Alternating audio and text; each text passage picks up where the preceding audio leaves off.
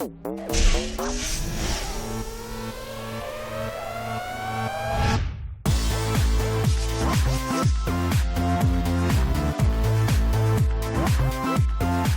actually began in the F1 in Schools competition back when I was in first year in secondary school. I got involved in the junior team there, and we got to the regional finals. We qualified, but we also learned from the teams around us and kind of came back at the national finals. I started off in year 9 through school, and then from there I went through Bloodhound class. That's the slightly younger class. Which is 11 to 14 years of age.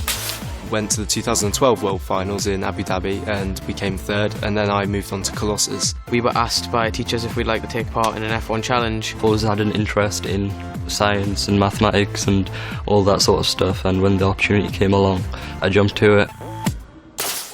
The high point I find is on the competition day, where all the work that you've made, everything you've learned, it all goes into practice. The highs of competing is actually getting to experience the World Finals. You get to the competition day, you start talking to people, you make friends. The opportunities and the excursions you get to go on.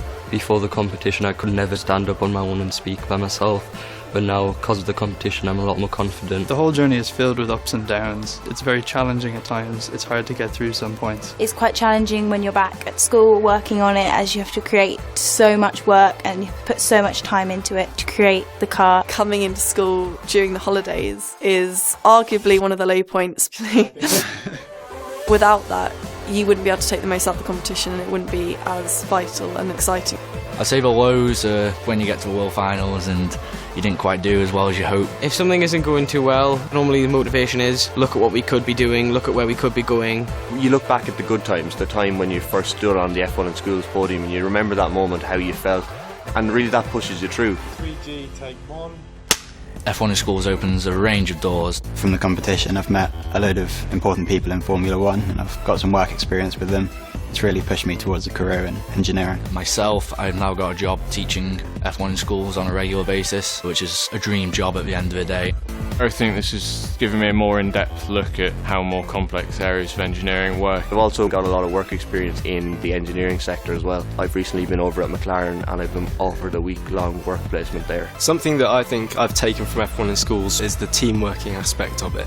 Working in the 3 different teams that I've worked in with different groups of people has really taught me to include everyone's opinion equally and not just be so narrow-minded in my opinions on my own. From my successes in the F1 competition, I was fortunate enough to obtain a scholarship from City University London to study mechanical engineering. My final year project is with a Formula 1 team, and so hopefully from that I can get some good experience. I'm not sure what I would have been doing at this stage without having been involved in the F1 in Schools competition, because it's been such an integral part of my life over the last 4 years.